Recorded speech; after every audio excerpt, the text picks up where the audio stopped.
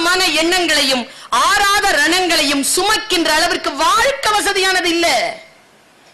இந்த வினாடியிலேயே நாம் அத்தனை பேரும் சந்தோஷப்படுற ஒரு விஷயம் சொல்றேங்க, அத்தனை பேரும் கைத்தட்டி ஆர்ப்பரிக்கலாம். ஒரே விஷயம் தான், அத்தனை பேரும் உயிரோட இருக்கிறோம்.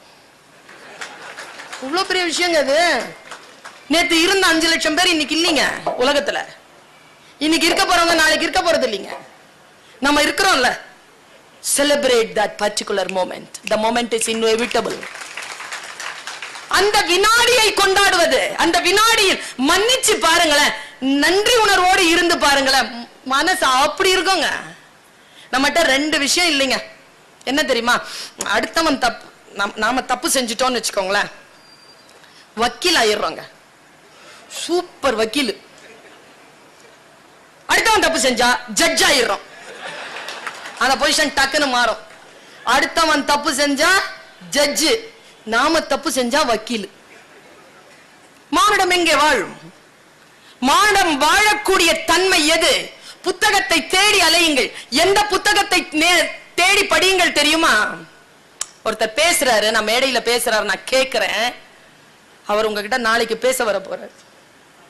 நான் சொன்னதாக சொல்லுங்கள். அவர் எழுத்து எவ்வளவு சூப்பரா இருக்குதோ, அவர் பேசுறதும் அவ்வளவு நல்லா இருக்குதுங்க. எஸ் ராமகிருஷ்ணன் நாளைக்கு வர போறார். கவனமா கேளுங்க அவருடைய பேச்ச. அனுபவங்களின் குவியலாக வந்து விழும். அந்த பேச்சில் ஒரு முறை நான் கேட்கிறேன், அவர் இத சொல்றார். எப்பவுமே பேச்சாளர்கள் கிட்ட ஒரு பிரச்சனை என்ன தெரியுமா? யாராவது ஏதாவது ஒரு கருத்து சொன்னா யார் சொன்னதுன்றத சொல்ல மாட்டேங்கிறாங்க. சொல்லிடணுங்க. இப்போ யார் என்ன நல்ல வார்த்தை சொன்னாலும் அது விவேகானந்தர் சொன்னார்னா எல்லாரும் உடனே ஆமா அப்படின்றோம். இப்ப அடுத்ததா வந்திருக்கிறார் ஏபிஜே அப்துல் கலாம். எதை சொன்னாலும் அப்துல் கலாம் சொன்னார்னா அப்படியா, அவர் சொல்லி இருப்பாரு. அப்படி இல்லைங்க. அவர் என்ன சொன்னாரோ அதுதான் அவருடைய சித்தாந்தம். இவர் என்ன சொன்னாரோ அதுதான் இந்த சித்தாந்தம். எப்பொழுது இது பிரிந்து தெரியும் என்றால் வாசித்து அறிந்து கொண்டால் தெரியும். இல்லை என்றால் எதை சொன்னாலும் ஆமாவா, ஆமா வா அப்படின்றாங்க. பின்னாலேயே மந்தமாய் போக வேண்டியதுதான். வாசித்து அறிதல். நான் அவருடைய பேச்சை கேட்கிறேன். ஒரு பயிலரங்கம், மறக்க முடியாத பயிலரங்கம் அது. கவிக்கோ அப்துல் ரஹ்மான் அவர்கள் உயிரோடு இருந்த பொழுது கவிதைக்கு, பேச்சுக்கு, எழுத்துக்கு என்று பயிலரங்கங்கள் நடத்துகின்றன. அவர் எழுத்துக்கு பயிலரங்கம் நடத்துகிறார், நான் பேச்சுக்கு பயிலரங்கம் நடத்துகிறேன். கவிக்கோ அப்துல் ரஹ்மான் கவிதைக்கு நடத்துகிறார். அப்படிப்பட்ட ஒரு மீட்டிங்ல எஸ்ரா பேசுறார். ரொம்ப பிடிச்சதுங்க. யார் எழுத்தாளன்? நான் எப்பவுமே என்ன சொல்லுவேன்னா, எழுத்து என்பது என்ன தெரியுமா?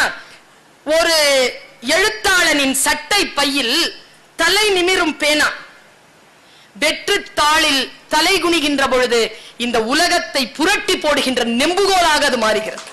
அப்படி புரட்டி அப்படி போடுறதுங்க. எல்லா புரட்சியும் முதலில் புத்தகத்தில் தான் வெடிக்கும். ஞாபகம் வைத்துக் கொள்ளுங்கள். நம்முடைய யாழ்ப்பாணம் அழிக்கப்பட்டதற்கு முன்னால் அழிக்கப்பட்டது அந்த இடத்தில் இருந்த நூலகம் என்பதனை நாம் கருத்தில் கொள்ள வேண்டும். ஒரு இனத்தை அழிப்பதற்கு முன்னால் அந்த நூலகத்தின் மீதுதான், அந்த நூல்களின் மீதுதான் போர் தொடுப்பார்கள். ஈரான் அழிக்கப்பட்ட பொழுது, ஈராக் குண்டடிப்பட்டு தாக்கப்பட்ட பொழுது முதலில் அழிக்கப்பட்டது அங்கே இருந்த நூலகம் தான் என்று வரலாறு பேசுகிறது. அங்க இருந்த 1000 இரவுகள் என்கின்ற அந்த ஒரிஜினல் புக்கு எங்கேயோ இருக்குன்ட்டு தேடி திரிகிறார்கள் அழிக்கிறதுக்காக. புத்தகங்கள் அழிக்கப்படுகின்ற பொழுது ஒரு வரலாறு அழிக்கப்படுவதாக அர்த்தம். யார் என்ன பேசினாலும், வரலாறை திருத்தி பேசினாலும், ஏய் நீ பேசுவது வரலாறு அல்ல, இது திரிக்கப்பட்ட வரலாறு என்று சொல்லக்கூடிய பேராண்மை நமக்கு வர வேண்டும் என்றால் நாம் அடிப்படையில் சில நூல்களை கடந்திருக்க வேண்டும். நான் இந்த பேச்சை கேட்கிறேன். அவர் பேசுறார். ஒரு பெரிய கடல். அவர் எழுத்தாளர், நான் பேச்சாளர். அவர் சுமாரா தான் சொன்னார், நான் இப்ப சூப்பரா சொல்ல போறேன் பாரு. ஒரு பெரிய கடல். நான் ஆடி போனேங்க. என்ன சிந்தனைங்க இது?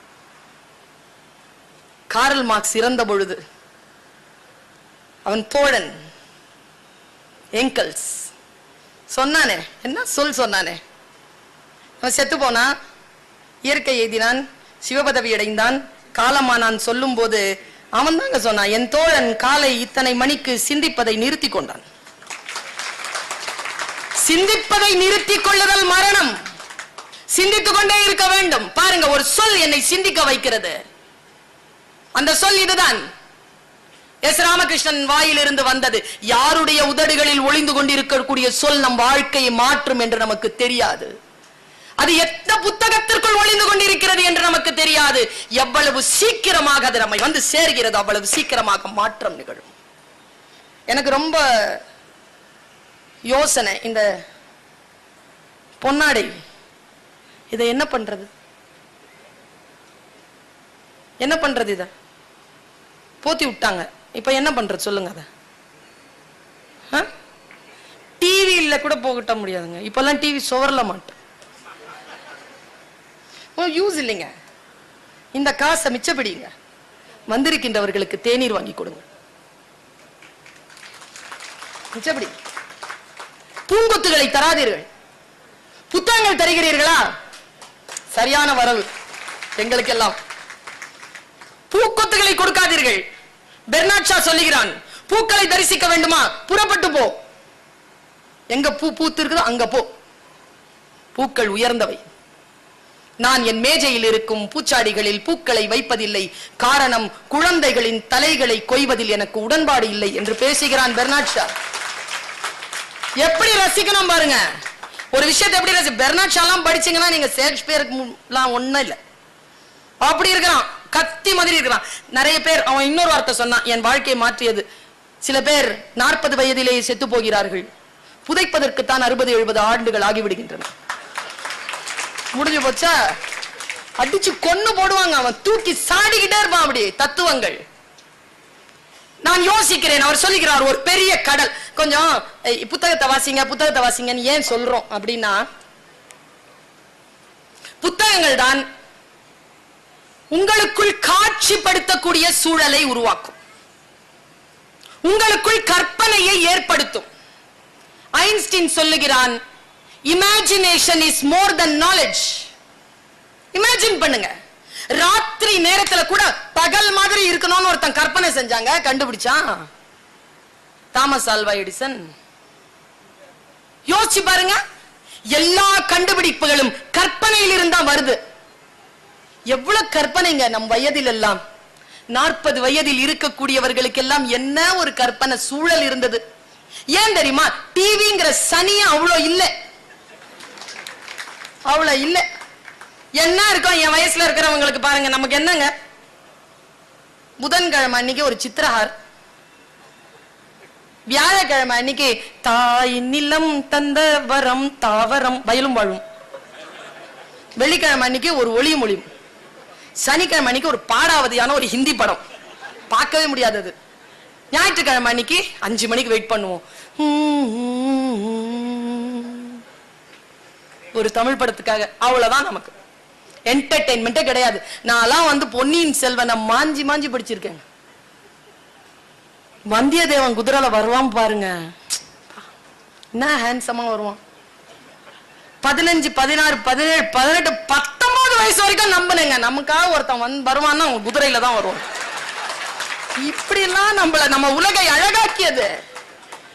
இன்னைக்கு என்ன இருக்குங்க, பாவங்க இன்னைக்கு குழந்தைகள். அதனால் தான் சொல்லுகிறேன், புத்தகத்தை தயவு செய்து அந்த குழந்தைகளுக்கு அறிமுகம் செய்யுங்கள். ஒரு தலைமுறையை வஞ்சித்துக் கொண்டிருக்கிறோம். பேட்மேன், ஆண்ட்மேன், அவெஞ்சர்ஸ் எல்லாம் செத்து போறான். எங்கள் கதாநாயகர்கள் வரலாற்றில் இறந்து போனதே இல்லை, அவர்கள் சாஸ்வதமாக அப்படியே இருக்கிறார்கள். நான் யோசித்தா இப்ப கூட காதல கணக்கனோட தலைமுடி பறக்க குதிரையில உட்கார்ந்துட்டு அப்படி வந்தியத்தேவன் வருவாங்க இல்லையே. இன்னைக்கு குழந்தைகளுக்கு பாருங்க, யார் ஒருவன் எழுத்தாளன் அந்த ஐயா சொன்னார். ஒரு பெருங்கடல் காட்சிப்படுத்துறேன், அந்த கேமராவை கொஞ்சம் ஆன் பண்ணுங்க. ஏற்கனவே ஆஃப் ஆகிருக்குது, நிறைய ரஸ்ட் பிடிச்சிருக்குது. ஏன் ரஸ்ட் பிடிச்சிருக்குதுன்னா, யாரோ ஒருத்தன் காற்ற காட்சியே பார்த்துட்டு சுய சிந்தனை அற்று இருக்கிறோம். அதனால் காட்சிப்படுத்துகிறேன், கேட்டுக்கொள்ளுங்கள். பெரும் கடல், ஒரு பெரிய மீன், சொரா, திமிங்கலம், பெரிய மீன். இந்த பெரிய மீன் என்ன பண்ணுது? வேட்டைக்கு புறப்படுது. வேட்டைக்கு புறப்பட்ட அந்த மீன் அலையுது தேடி, எது கிடைக்கும் எது கிடைக்கும்னு. அது கிட்ட ஒரு குட்டி மீன் கிடைச்சிருச்சு முன்னால, நூண்டு கோல்டன் ஃபிஷ். அது வாழை ஆட்டி ஆட்டி போயிட்டே இருக்குன்னா திரும்பி பார்த்தா அந்த பெரிய வாயை திறந்துகிட்டு ஒரு பெரிய மீன் அதுக்கு பின்னால வருது. பயந்து இது ஓடுது. இந்த குட்டி மீன் ஓடுது. இது துரத்துது, அது ஓடுதுங்க. ஓட துரத்த கடைசியா ஒரு பாறையில போய் இடிச்சுக்குது. அந்த சின்ன மீன் இடிச்சுக்கிட்டு அப்படி நிக்குது. அது வாயை திறந்து வரும்போது இது பேச்சுவார்த்தைக்கு கூப்பிடுது. உங்களுக்கு தெரியும்ல, அடி வாங்குறவன் தான் பேச்சுவார்த்தைக்கு கூப்பிடுவான். நல்லா ஞாபகம் வச்சுக்கோங்க. அடிக்கிறவன் பேச்சுவார்த்தைக்கு கூப்பிட மாட்டான். சமாதான கொடி எடுத்துட்டு வரவன் யாரு? அடி வாங்குறவன். அடி வாங்குறவன். இப்போ நீங்க குழந்தைகளை அடிக்கிற பெற்றோர்கள் இருப்பீர்கள் தானே? இல்லைன்னா இந்த நாடு உருப்பட்டுருமே. அடிப்பீங்கல்ல. அடிக்கும் போது பையன் கரெக்டா கார்னர் பண்ணும்போது பையன் பேச வருவான். பார்த்துருக்கேன். பாப்பா அப்ப ஒரு நிமிஷம் பாப்பா, நீ அடிக்க போகும்போது அவன் பேச்சுவார்த்தை கூப்பிடுவான். என் பையன் அப்படிதான் ஒரு நாள் சொன்னான். அடி வாங்கிட்டு சொன்னான், அப்பா கோமா இருக்கும்போது அடிக்காதீங்க அப்படின்ட்டு போயிட்டான். நான் சாப்பாடு போடும்போது கேட்டேன், என்னடா அப்படி சொன்ன நீ? இல்லம்மா, அடிக்கிறது சரிதான், நான் கோமா இருக்கும்போது கூடுதலா விழுதுல. இவ்வளவு பெரிய ஞானம். அடி வாங்குறவன் தான் தத்துவத்தை பேசுறான், அடி வாங்குறவன் தான் சமாதானத்தை பேசுறான். அந்த குட்டி மீன் இப்ப பேச்சுவார்த்தை கூப்பிடுதுங்க. என்ன பேச்சுவார்த்தை பாருங்க. திரும்பவும் சொல்றேன், இவ்வளவு சூப்பரா அவர் சொல்லல, சுமாரா தான் சொன்னார். என்ன பேச்சுவார்த்தை கூப்பிடுது? இரு இரு இரு. என்ன, நீ பெரிய மீன். ஆமா, நான் குட்டி மீன். ஆமா, நீ என்ன சாப்பிட்டா என் உயிர் போயிடும். அப்கோர்ஸ். ஆனா உன் பசி போவாது. லாஜிக் பேசுது. அதனால என்னை விட்டுறலாம்ல. A small request.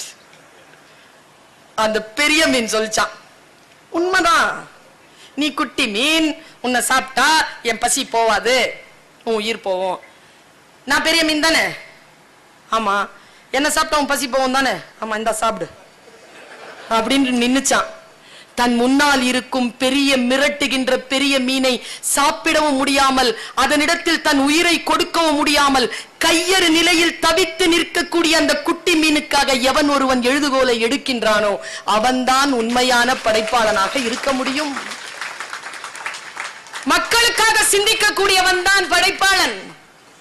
மக்களுக்காக யோசிக்க கூடியவன். மானுடத்தை வெல்லுவதற்காக தன்னுடைய